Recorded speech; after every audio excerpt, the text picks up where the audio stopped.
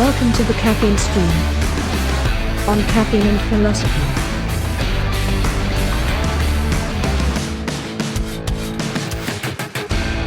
All right. Hello, everyone. Welcome to the Caffeine Stream. My name is CB Robertson, and this is episode 27, where we re-tackle the Christianity and masculinity question. Is Christianity masculine?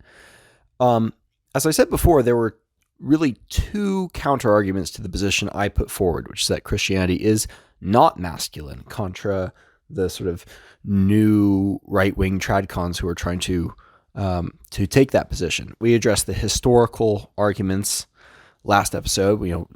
What Jesus did was highly masculine, and I tried to make the argument that it doesn't make sense to think of it in those terms. However, it does make sense to think of it as heroic, and you can go back and listen to that if you would like. Maximally heroic, in fact.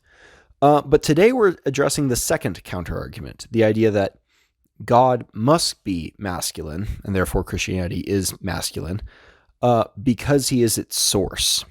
And we're going to go down a very deep philosophical rabbit hole. So I brought in a helper, an assistant, if you will, to ask good questions and to help me stay focused and clarified. Dare we even say a helpmate? That's a callback. Yeah. So today we're. My name is Sierra. I'm your wife. Yes. You're also your friendly neighborhood, shockingly good Christian apologist, and also translator of philosophy for the layperson. So I shall be here to periodically go, "What are you talking about, babe? Please explain for the fools like me in the back." We need a new name for the devil's advocate when the devil's advocate is defending Christianity. What's that called? Oh gosh, I wish I could name drop as good as you. Who's that guy who does all the? That guy, William Lane Craig. Yeah, William Lane Craig. I'll be the William Lane Craig. You'll be Craig's advocate. Yes. Okay, nice. So the summary of the argument we're dealing with is God is necessarily masculine because he is the source of masculinity. He is the source of all creation, and as I said, this is a subset of ontological arguments, namely the ontological argument for the existence of God. This is just sort of a derivative argument from that ontological position. Can I interrupt already just with like a very superficial answer to if the counter argument, if your argument A, is that Christianity is not masculine, and counter argument A is, well, but it has to be masculine because God is the source of masculinity, so therefore, it must be masculine. Wouldn't counter argument from following from argument A? Anyway, I don't know how to do syllogisms. I know nothing about the A's and B's. Anyway, That's point fine. is, wouldn't the immediate my immediate gut response is yes, but God is also the source of femininity and also androgyny and things that have no gender. So what are you talking? What do you mean? You're getting out of order. We will totally get there. Okay, all right. Good instinct, though. That is the correct intuition. This is my knee-jerk reactions. Okay, moving on. Let's move into the ontology of it. Yes, that is the correct intuition, though. Okay. So, right. but to talk about ontological arguments, any normal person, not a weird nerd, will be like, "What on earth is ontology?" Ontology is a very fancy word, like epistemology or teleology or these other philosophy terms people make up. It's the study of being, and and the study of the nature of things, and ontological arguments are attempts to derive new information a priori is the term, prior to experience, just from knowing the nature of a thing. So the classic ontological argument is, I think the best example that illustrates what we're talking about with ontology is René Descartes, the famous Middle Ages, I think. Ages? Yeah, it was like 15th, 16th century. Okay. Like early Enlightenment. He was the creator of the Enlightenment, we could say. Okay, I'll accept that. Yeah. So anyways, he made this famous argument that we can know that a triangle, all of the interior angles of a triangle add up to 180 degrees. Now, that's not actually part of the definition of a triangle. All of a triangle is in mathematics is 3 points in space. And so and the lines we connect the dots on. But to note that like the interior angles adding up is not a part of that definition. In fact, we can imagine situations in like non-Euclidean geometry on like curved spaces where on a globe, for example, you could have a triangle where the interior angles all add up to 280 degrees or 270. You could have like a three right angles make a triangle, hypothetically. But in Euclidean two-dimensional space, all the interior angles add up to 180 degrees, and you don't need to go around and measure to know that. You don't have to have experience. You just need to have some basic understanding of mathematical relationships, and you can apply that to this thing that I know the nature of a triangle. I know what it means to be a triangle. Therefore, I can know that the interior angles also add up to 180 degrees. That's the most basic and probably the best steelman version of an ontological argument that we have. Okay. I don't think I have any questions so far. Continue. Right. Okay. So that's probably the best introduction to ontology, but it's not the classical ontological argument. The classical being the one for Christian God. Right. Okay. If anyone says the ontological argument, 9 times out of 10 they're talking about St. Anselm's ontological argument, which wasn't called that at the time. It has been called that since. St. Anselm's proof of God that various other people have attempted to modify, including Descartes, incidentally. I think it's actually older than this, and I'm not sure why people don't talk about Plato's concepts of the gods in the Republic, which he talks about in these terms as well. He doesn't make explicitly the argument that the gods must exist because of it. So he makes an ontological argument for the forms, but not for gods. So maybe that's why. But if you want an understanding of ontological arguments, you can read Plato's Republic. You can read Anselm. I think I should explain what it is, basically. Yes, I was going to say, please get to it. So anyways, Anselm said, of all the things in the world, some things are more perfect or less perfect, better and worse, stronger and weaker. And there must exist in the universe something that is there must be a best thing among all of the things in the universe. So we call that thing God. No, am I getting confused? That might be a different version. Basically, he says God is, by definition, the most perfect possible thing. There we go. Here I'm on the right track. There's so many versions of this.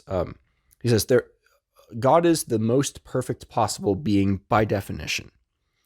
And given 2 possible beings, identical except one exists but one does not, the more perfect, the existing one is more perfect because existence is a quality of perfection, he argues. Therefore, God exists. Mm-hmm. God is perfect. Existence is a quality of perfection. Therefore, God exists. Okay. It logically seems to check out, but also feels wrong.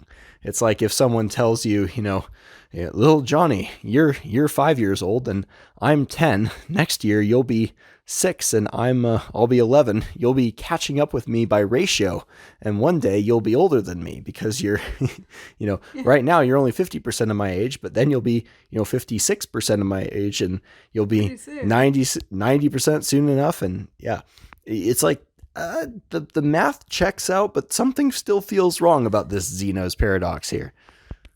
That I was wondering where you're going with that second story, but yeah, that's exactly the biological experience I just had of listening to Anselm's argument is exactly like being told that I'm 4 and you're 8.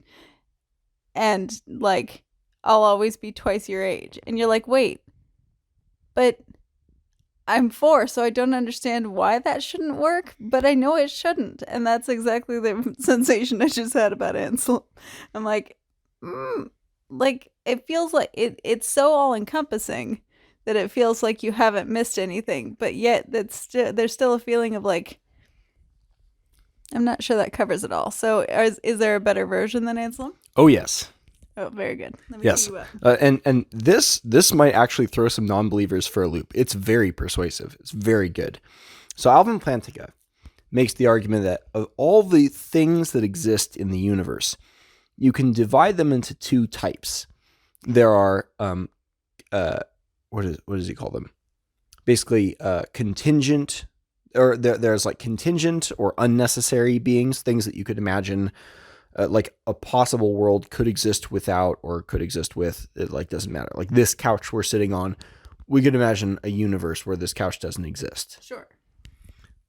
Right. But there are other kinds of entities, a different class of beings that are kind of necessary for the rest of the universe. Mm-hmm. So like you couldn't imagine a universe where gravity isn't a thing, right? Mm-hmm.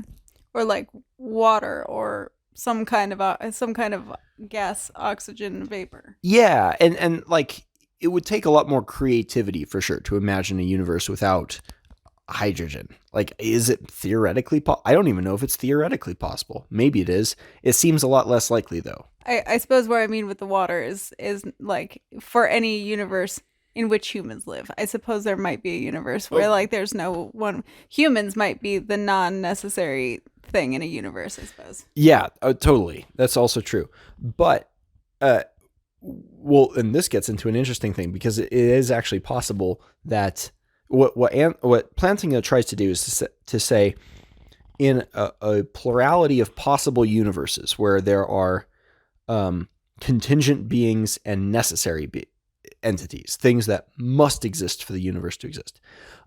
God, by his nature, is clearly the necessary kind. Like, okay. If God exists in some world, he is also the source and creator of that world. So you couldn't have that world without God. Sure. So in a multiverse of possible existences, is it possible that a God exists? I suppose. Yeah, it's very tempting to think, oh yeah, well, I could imagine it. Sure, why not?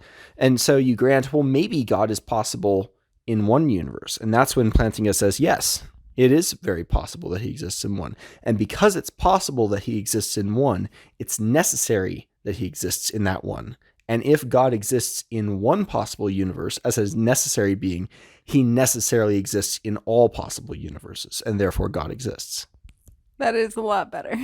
Yeah. It's a much more compelling argument. It's extremely compelling. But there's and the classical criticism of this is the allegation that like you're just making a category for God. It's called special pleading, where you say like if we can imagine a world without gravity but not a world without God, like is there anything other than God that fills this necessary entity category?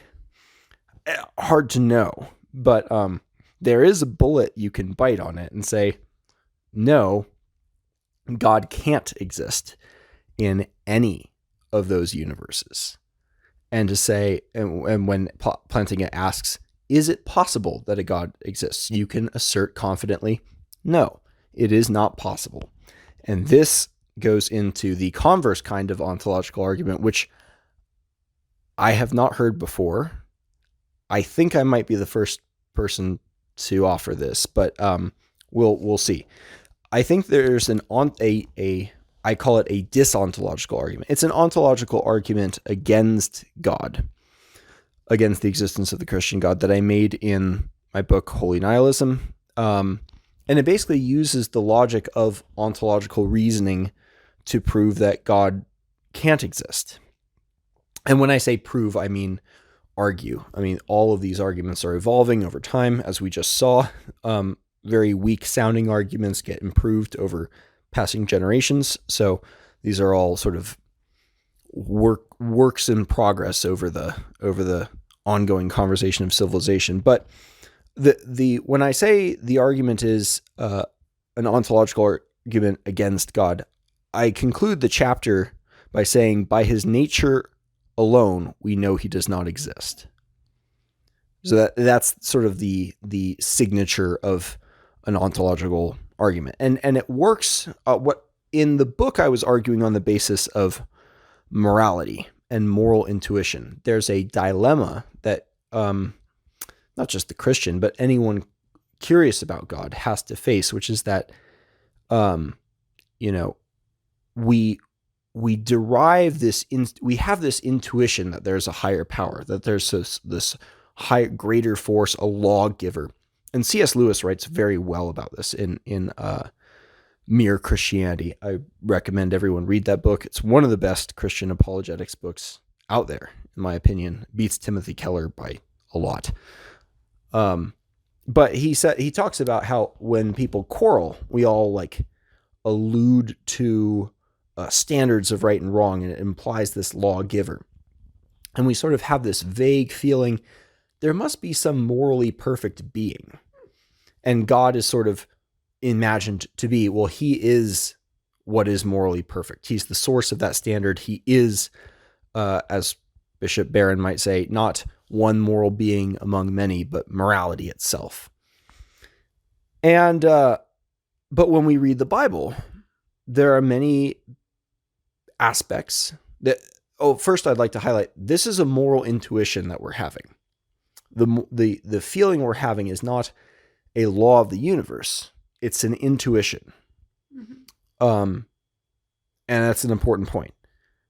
And then I before you get too far in your role, so okay, I'm trying to like forecast where you're going. So you're about to break down using moral intuition as the moral intuition and what the Bible tells us about moral intuitions and morals generally, like that as the tool with which to pick at the problem.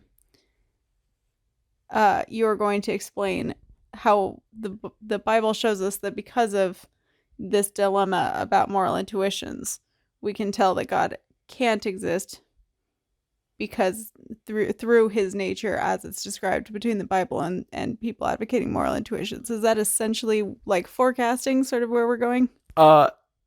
You know what? That wasn't where I was going, but you're right. There's actually a second one I forgot about. Oh, you're correct. There's the, don't trust your own judgment, but also, choose to follow this book. So that's a conflict right there.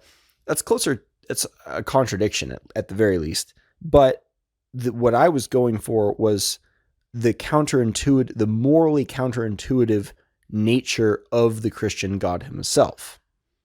Okay. So hang on. You and I have talked to this over approximately 75 million times, and I still am like, it feels like a reach to make sure I'm totally tracking exactly where your genius brain is all the time. So that's why I hired you on to ask the questions, because I might be crazy and not a genius. It's hard to say at this point.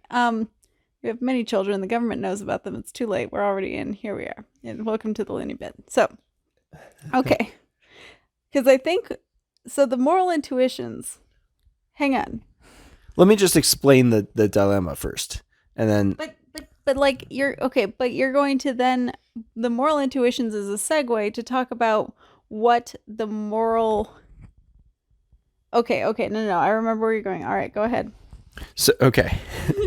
just go, and I'll ask more questions as we go. Perfect.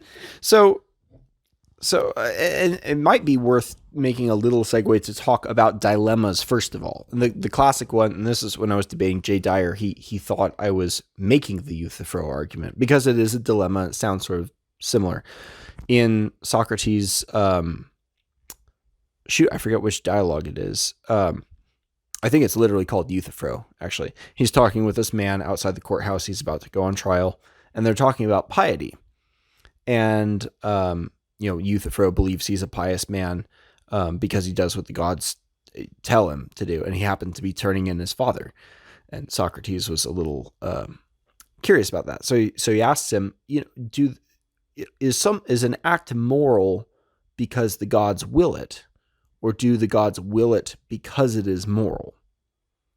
And of course, the question threw Euthyphro for a bit of a loop, as it has in the 1,000 or so years since then, because there isn't really a way to directly answer the question without changing your view of God slightly. And there's ways you can answer it in those theologically, both and kind of ways that Catholics love to do. But it's very like, no love lost to the Catholics listening. Right. Well, they have a deep and respectable tradition. They're among the love to our Catholic friends. But it is annoying hearing some of the like the classic. Don't get too distracted. I'm sorry. Yes, I'm going down another train of thought here. So tell us about Euthyphro. Right. So the dilemma forces the hearer or the answer to choose between like. Hang on. Can I answer it? Because I think I know this one. So with Euthyphro, the problem is that when you ask the question, is it pious because the gods love it, or do the gods love it because it's pious or because it's moral? It begs the question. It breaks a aspect of the way that you're thinking about the world. Like if the gods made the world. And we can say God, we can say gods. It doesn't matter what this could be applicable to anybody's worldview, depending on what you're like, regardless of pagan or Christian or something else. But if assuming that the gods created the world, is it possible that something like morals or piety existed like above them? And that they are the ones like that they are conveying this concept of morality that is actually kind of higher than they are. Is it possible for a god who literally shaped the earth out of clay or whatever the origin story is to be being ruled by morals that are somehow bigger than he is? Exactly. It's exactly it forces you either to change your view of the gods or to change your view of morality. Because if morality is merely what the gods will, it loses that objective sense that we all want to have with morality.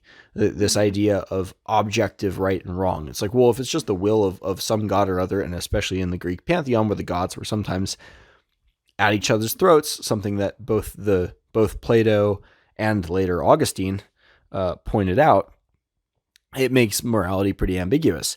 However, if morality transcends the gods, then there might be some crazy moral instances where it is morally right to disobey the gods, which sort of shatters our notions of piety and morality. So dilemmas are sort of a classical philosophical mode of argument. Lots of philosophers try to do this. Nick Bostrom framed his simulation hypothesis as a trilemma. So instead of two, you have three. But with the dis-ontological argument we're talking about here, we're dealing with a moral dilemma, or rather a morality dilemma, which is either the moral counterintuitive nature of God. And here my source was his injunctions to hate our family and to... Hang on, you're putting too many clauses into a sentence that I can hear there's no period. So I need you to slow it just a sec. Okay. How is your... Clearly, in one sentence. What is the difference between Euthyphro's dilemma and the dilemma how is yours not a dilemma? Or is it a dilemma? Mine is a dilemma. Okay. So Euthyphro's dilemma concerns the relationship between the gods and morality. The dilemma we're talking about, or I'm about to talk about here, concerns our moral intuitions and God. Okay, so our ability to perceive morality, basically, and try to follow it. Yeah, it's sort of similar, but it's less about the gods and it's more about us. Okay. So lay it on us. So basically, God is morally counterintuitive in the Bible. He says, "My ways are not your ways." There are many instances in which people question God. People like Moses or Job, or even Jesus dying on the cross. Why have you forsaken me? Kind of asking for answers from a God that doesn't make sense to them in that moment. And he is morally counterintuitive, not just for sending his son to die, but for asking Abraham to sacrifice his son, among many, many other things. And, the Bible says, don't trust your own judgment, as you pointed out before. But recall, as we were talking about before, our very notion that there must be some higher power is itself a moral intuition.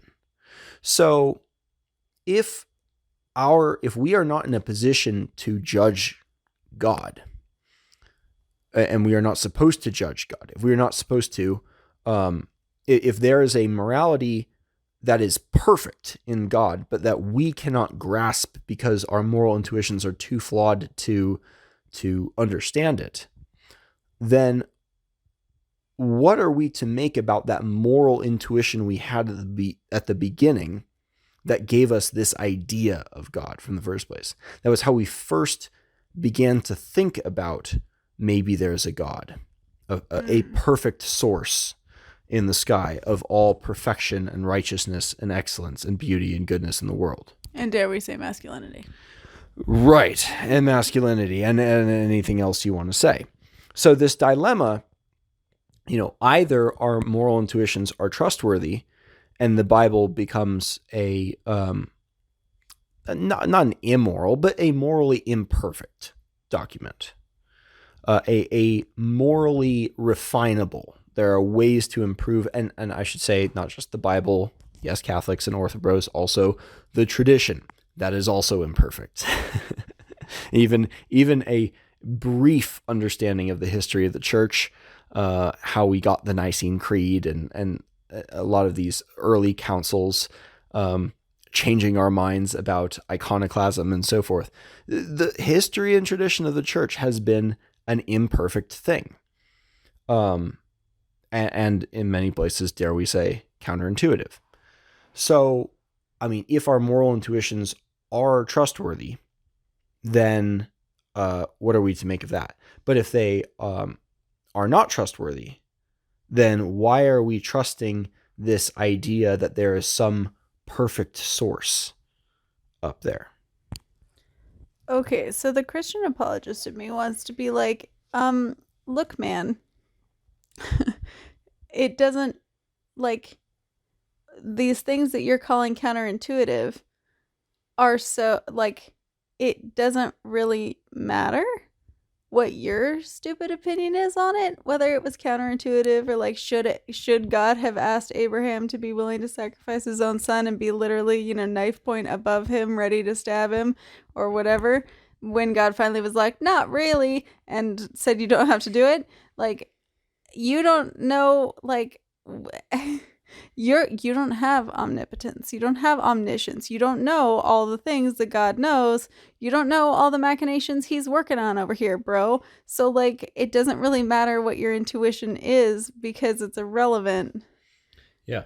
See, you're actually channeling one of my favorite books of the Bible, which is Job 38, The Voice from the Whirlwind, where Job is asking God to essentially explain himself for why all these bad things have happened to a perfect man. And God comes down and basically says, who are you to question me? Where were you when I laid the foundations of the world? Where were you when I... Not even a glimmer, not even hanging out in your dad's ball sack. That's where you were, Job. Sorry, man. Yeah. Who are you to question me? Now, funnily enough, God concludes this by blessing Job, and then of Job's friends who said, oh, God, you must have done something wrong because God is perfect and he would never do this. He criticizes them. God says, you have not spoken of me rightly. So the friends that were defending God criticized, interestingly, may be relevant to this discussion, to some of these Christians who are doing this. But anyways, it's beautiful literature. But it sets aside the question of why do we believe in God, in this God in the first place, of an idealized, perfected being, a source of all perfection, essentially a Platonic form, which was not the view of the classical pagans of old, who viewed the gods as sort of amoral forces of nature in a way.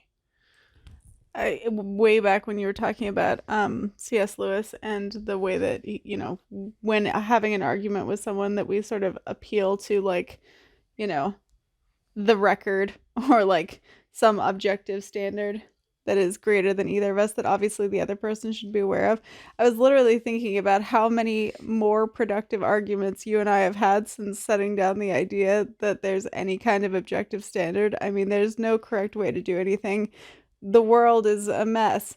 And I was like, that is made a significant movement toward paganism in our relationship when we were like, there is no standard. We're just two people trying to figure it out between ourselves. We make the standard. Yeah, and we have to negotiate it between ourselves. Everything's back on the table, and then let's negotiate things off between the two of us. Which sounds like not. I mean, if I had a pantheon of gods to be able to appeal to, I'd be like, instead of saying, oh, there's the correct way to load this dishwasher, I mean, stack the firewood or something that happened in the old days. I don't know.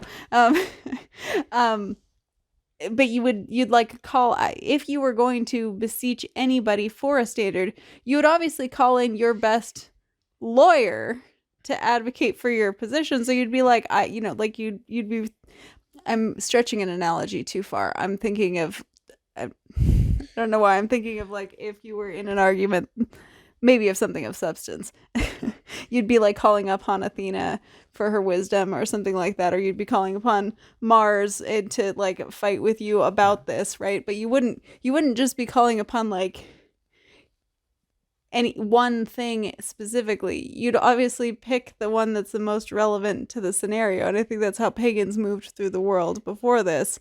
And the Christians have kind of moved us into like, no, God encapsulates everything perfectly in this one singular person. Yeah, which leads to a kind of genealogy of the idea of God. The more I study this, the more convinced I am that Nietzsche was absolutely perfect when he said that. Godlike? Well, he nailed it when he said that Christianity is essentially Platonism for the masses.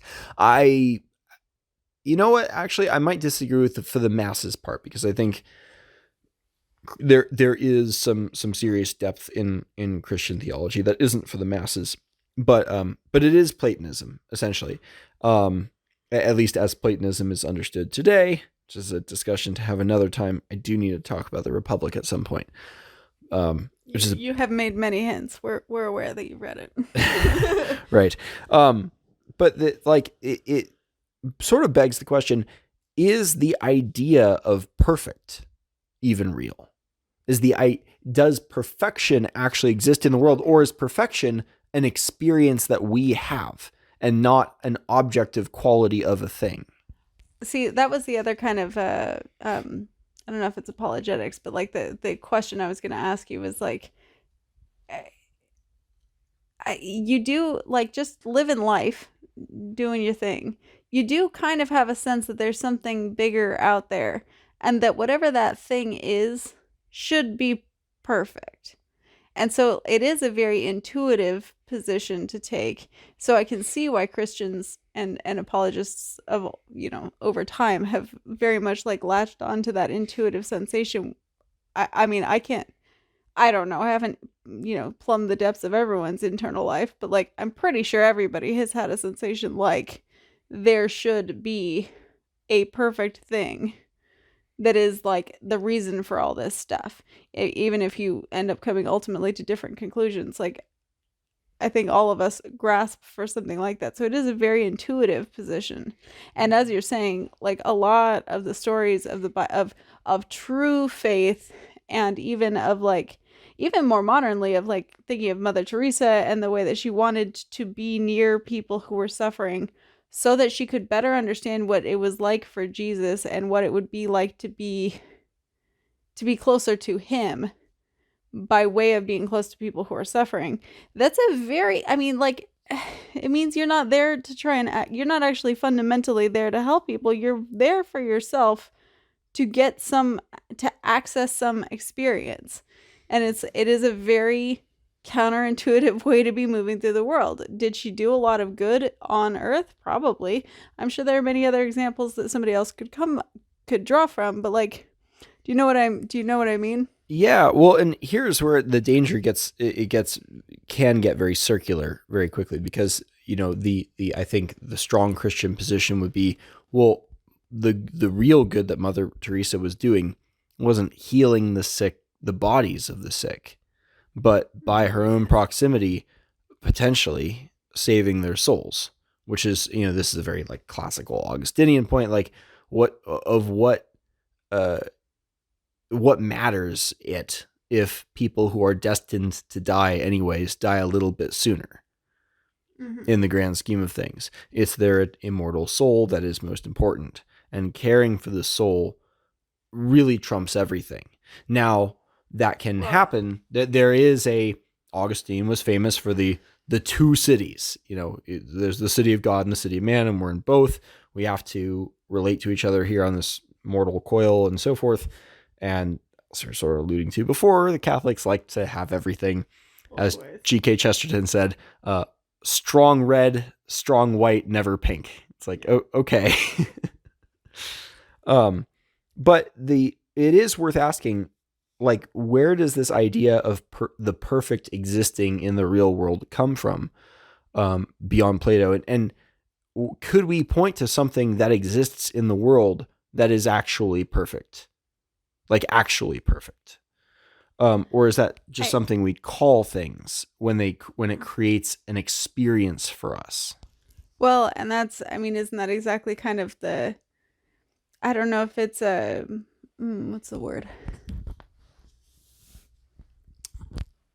That is kind of the both Plotinga and Anselm are really hinging on our kind of ambiguous understanding of what the perfect is, because they're thinking at some point they almost I remember taking astronomy, and I was like, it was like, I don't know, astronomy 100. It was very introductory. So they're like, let's start with the atmosphere, then we'll talk about like the solar system, and then at some point they're like, and this is how we know from brief moments when a signal stopped coming for a split second and then it was back, that's how we know that that's a black hole 75 bazillion light years away. And I'm like, what are you talking about?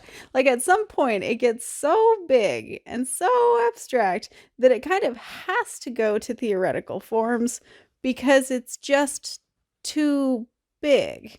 And I feel like that's what perfect is. Perfect is something that we all are like, well, see, there obviously has to be a continuum at the end. There has to be something out there. And it's like, yeah, but what is it? Yeah. Well, and perfect is one of those dangerous words, like I would say democracy and justice, that politicians like to use.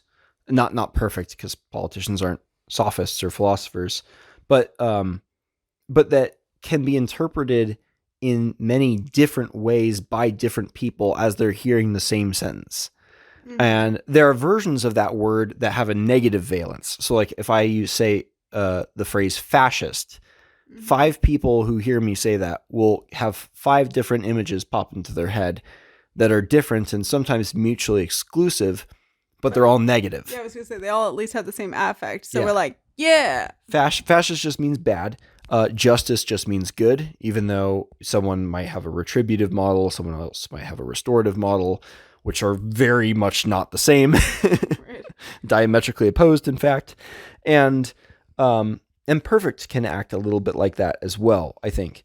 Okay, so hang on. This goes back to your masculine and feminine thing, too. Good.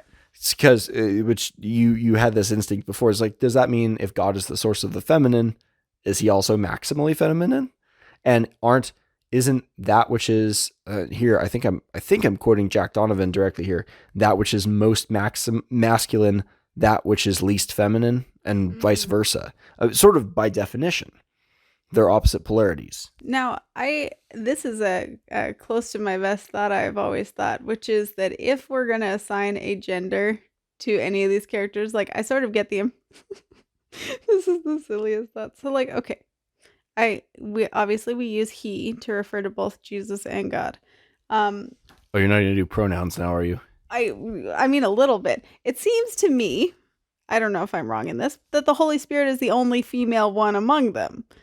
Like, this is just completely my goober intuition. I sort of think that possibly Jesus is a Ken doll and has nothing down there. God is maybe masculine, and the Holy Spirit of the three. Like, I feel like a lot of Christians want to go back on the like, oh, but see, he's 3 in 1, 1 in 3. He can be both. It's fine.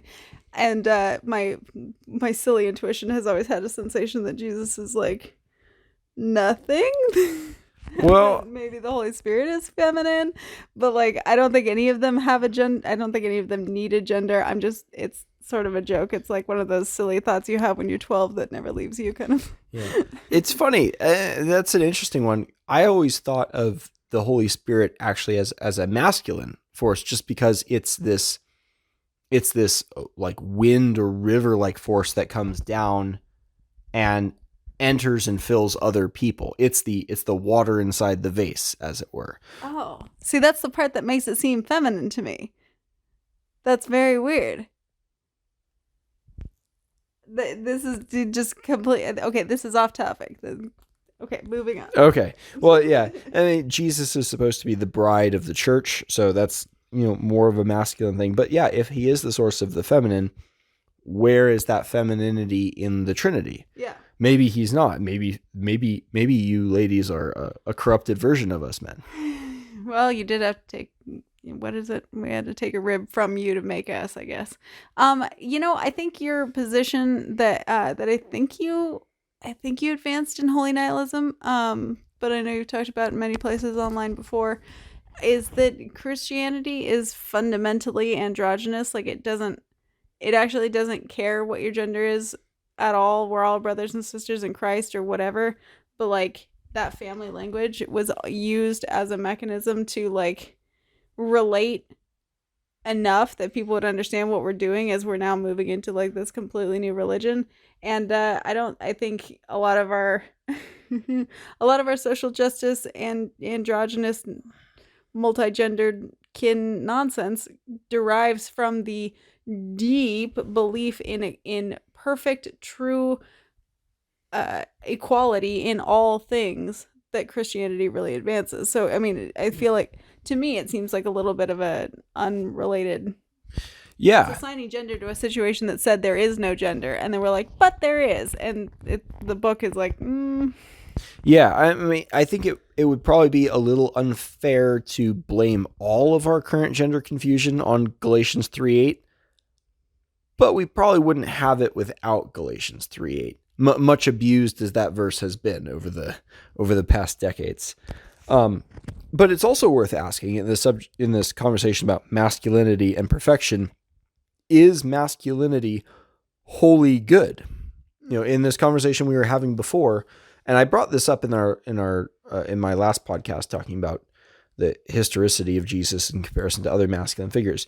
Honor seems to be a core part of masculinity, and in fact, I was having a conversation with an acquaintance just earlier today on the crossover, the Venn diagram between like true masculinity and machismo, which has a pretty negative connotation among most people, and I think justifiably so. I'm sure. I don't know how they actually feel about it in Latin countries, but yeah. I mean, anyone who's thought about it, I think, would have a negative connotation, because, I mean, you had a lot of machismo in Bronze Age Greece, for example, and like the young men just embodied it without thinking about it, and the old men kind of bemoaned it but couldn't really do anything to stop it. And Latin America is pretty young, isn't it? That's true. Yeah. So, I don't know. Anyways, masculinity sort of inherently comes with some of these features, which are adaptive in some circumstances and maladaptive in others. And, in the situations where it's adaptive, it is better to be more masculine. And in the situations where that honor culture in particular is less adaptive, it might be better to be less masculine, at least in that regard. And so to talk about masculinity, like Jesus is masculine because he is perfectly good and therefore perfectly masculine. But what if masculinity is itself not wholly good? And to say otherwise would run the risk of just playing definitional games. Well, because masculinity has to be pure good because God is masculine, and God is masculine because masculinity is good. And like we get into that Euthyphro dilemma, this chicken and egg. Well, we're just assuming and calling everything good because it's God, and God's it because it's good, without contemplating whether there are trade-offs involved in any of these virtues. Well, if I am tracking this correctly, I feel like it speaks to what you're talking about the like the dis-ontology of the struggle with any of these arguments, whether it's the most basic in the form of Anselm or even better developed ones. The trouble with ontology is it is kind of a like, didn't you just manage to like parse out a bunch of, categories and definitions and like word games that if you move this point here and that point there, the arrow's pointing straight at the police station. Like, once you've moved enough definitions around and like made it into what you want, like, I mean, I guess it makes a question for me about all of ontology, where it's like, how much of this is just a mind F game you're playing in your own brain to try and pick a word, and then you just assign it to whatever positive affect you're trying to achieve. Yeah, well, and you're not alone in that. And I mean, some of the greatest minds in philosophy have had serious questions about ontology and ontological arguments. Even Christian philosophers, Aquinas famously disagreed with Anselm's argument. You also had, I want to say, Hume and Immanuel Kant all offered their own criticisms. If we imagine the dis-ontological argument that we've put forward here as three concentric circles, at the innermost circle, we're talking about the conflict between moral intuitions and morality, and maybe masculinity would be another sister circle next to it, and then the circle around those is this idea of perfection, of this, can a perfect being even exist in the real world? And then I think there's one final circle on the outside of that, which is the linguistic circle. Is like, are the words we create for concepts even corresponding to things in the real world? And here you run right on the knife edge between sane talk and postmodern shenanigans. Flabble, yeah. Right. But I think there is a way to cross that so that you don't fall off either cliff. On the one side, naive idealism, and on the other side, like bitter cynicalism. Yeah, just postmodern, everything is propaganda. Well, okay, so let's go back to some of your like what I wanted to conclude that with is that I think at the end of that argument, you do end up with an ontological argument against ontology. Mm-hmm. But when you look at the rubble behind you, I think it will be revealed that God was himself an ontological creation. Mm. And taking down ontology also takes down God, at least the Christian God. Sure. I think that's it's it is a funny little definitional game, but to play it a little bit further though, the next thing you had on your outline was to say, can virtues conflict? And I think that's the other, I think that's kind of where we want to go in the analysis of masculinity as it pertains to Christianity, is that, like, at least for me, I think my one major criticism that I have about the Christian conception of God is the focus on goodness. Like, God saw it and it was good. And it's cool. What is good? What does good mean in this context? Because and this is maybe me possibly understanding your moral intuitions argument better than I think I do.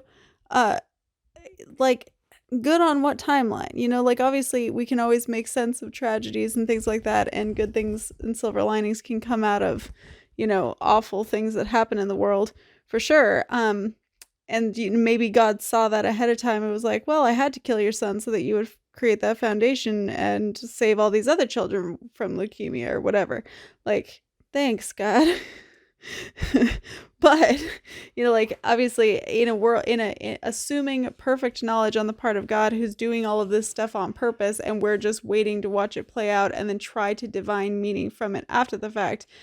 Like, to call something good, it seems to me like such an oversimplification of the qualities that we are like doing or looking for in the world. And masculinity is one of those things that it's like, could God in being good, in being perfect, does that mean he's perfectly masculine and he's perfectly feminine and he's perfectly kind? A lot of these, he's perfectly just and perfectly merciful. Right. And it's like, like some of these things just can't all be happening. Yeah. Well, and that's I feel like at the end of the day, that's the heart of Catholicism. It's the look at the contradiction and completely and wholeheartedly embrace both while rejecting the existence of a contradiction. Just pretend it isn't there.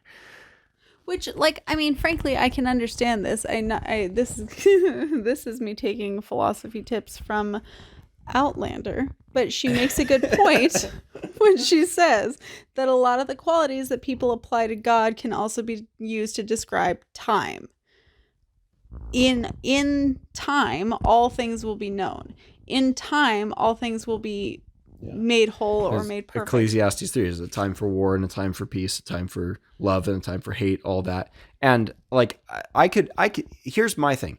I could understand embracing the contradictions and embracing an unsystematic approach to life. I love it. Yeah. I have a hard time doing that in a system that claims objective truth. Yeah. On its side. I think that's what I like. We've watched a lot of Hayao Miyazaki movies. Did I just say his last name right? Yeah. Okay, good. Watched a lot of those movies recently, and I'm just like, this is so silly. I keep imagining one of those big floating kinds of silly, you know what I'm talking about, those monsters that he has, just coming along and eating the conflict between the two and then just continuing on its way. And somehow that's Catholicism. And I think honestly it's a lot of Christians, because you have to deal with the fact that it's like, you know, Abraham, the story of Abraham is a good one because it's so clear, but there are lots of stories where it's like, you're supposed to do exactly what God tells you in faith, even if it goes against every single fiber of your being, every goal you had, every thought you had ever had prior to that, because damn it, God is telling you that this is what you're supposed to do, and you are in faith, and so to truly be in faith, you should do it, and then you try and to be in faith is to be in the truth, because that's right. that's the differentiator between Christian myth and pagan myth. Pagan myth, as Greg Naj pointed out. Well, that sentence wasn't sorry. over. But yes, like, and in order to do that, you always end up in this, like, if it doesn't work out, if you stepped out in faith, what you believed was faith, and it goes well, that's God. And if it doesn't work out, then you weren't really in the faith at all. And that, like... Yeah. That is happening all the time. I literally just saw or it doesn't matter. Or it never mattered in the first place. And on a long enough timeline, or like, you know, in faith or whatever, God will make it make sense. Like, it is really, I don't think it can be all those things. I can see how, like, on a long enough timeline, eventually it all works out. But that's a big pill to just eat. Yeah, it is. And to me, like, the more I've learned about Christianity in the context of Hellenic heroism and myth, the more I think, man, Christianity almost works. It almost works, except it claims to be the truth. Except it claims to be, like Greg Naj in our interview said, these are myths that we participate, or myths that we live by, which is such a great phrase. It's the stories that we live by, which I'm sure we'll be talking about with Santa soon enough. Mm-hmm. And whether is it true Like, is that even the right question? Yeah. Which is also sort of the thing Jordan Peterson brings up, is like capital T truths versus other truths, like the things that are just more functional to believe versus the ones that are like I think that's where Sam Harris's brain broke, was that he's like, but it's either true or it's not. And it's like, well, I mean, is The Boy Who Cried Wolf true? No, but but it is and it isn't, you know? Yeah, exactly. And there's no, as long as you understand the genre, there's no confusion. Right. But when a book tries to not just Mott and Bailey, but like Mott Bailey, it's the Mott and the Bailey at the same time, magically. And also, it's perfectly sound. Yes. And claims to be, it's neither the Mott or the Bailey, and the Mott and the Bailey in one. All at once. And it's a three-part. It's neither and both at the same time. It's right. 3 and 1, 1 and 3. And it's very like that's where it loses me. And Yeah. So of course it's going to be maximally masculine. And as soon as masculinity falls out of fashion, it's going to be I am woman. Yeah, it's going to be. It was never about masculinity. We're all brothers and sisters in Christ, and not male or female.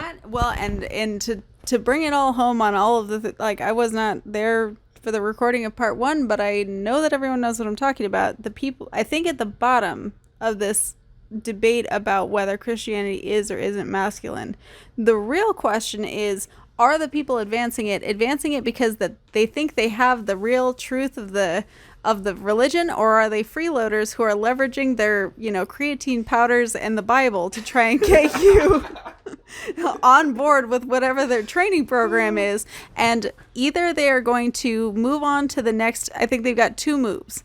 Either they are going to move on to the next fitness, beer, whatever, beer koozie selling fashion thing that they do, or they will bait and switch you, and it will turn into a iron sharpening iron kind of Christian Bible thing, and they'll pull the workout crap out from underneath you and be like, now we're here to talk about God. And you're like, wait a second. So they've got 1 or 2 moves. They're either going to continue talking about their masculine crap because that's what's the soup du jour to talk about because it's cool, or they're going to reveal their true faith, which is to say that they're going to pull the real Christian card. Yeah, totally, 100%. And I, in the first video, and I think every Christian hates that guy. Yeah, well, and in the first video I put out on this subject, I was not trying to attack Christianity. Here, I think we did. Yeah. Here we pulled no punches. But at the end of the day, and I hope this came through, there is a respectable tradition within Christianity. There is serious theology and philosophy going on. I disagree with it, but it's a disagreement of respect.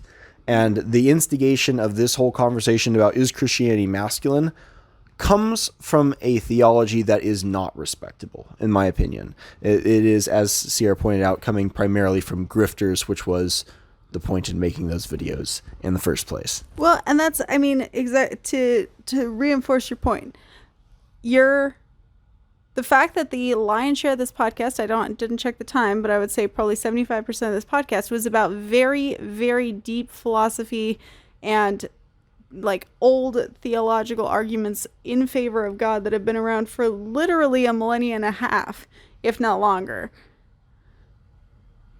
is a testament to the fact that the arguments being made in favor of God are like, if not infallible, because we don't agree with them, they're serious. Serious is the perfect word. They are serious, big concepts that should be grappled with, and people who really care about their faith should at least try to struggle with some of these thoughts and really like mull them over and figure out what you think about them. To reiterate again, the people who we're trying to remove the association for are the memers and the grifters who are just trying to profit off of a connection that happens to be in the zeitgeist right now. Exactly. So I guess to conclude, I don't know if we actually ever stated the thesis succinctly. in that meandering but super fun conversation. Yeah, the ontological argument that God is maximally masculine, cuts against that as well. You could just as easily point out the ontological problems with that, of saying God is masculine when he is not a polar entity with a female, which is how masculine and feminine make sense relative to each other. But also, like, the going into ontology with God opens you up to this whole can of worms, which is the study of ontology and the dis-ontological argument against God, and indeed perhaps against all of philosophical idealism beyond the Christian God. And so that will have to be, I think, probably written about at greater length in the future. So anyways, I think that's probably enough for now. Thanks so much for listening to this long conversation. I think that'll conclude our Christianity and masculinity dive. So thanks for listening. Thank you.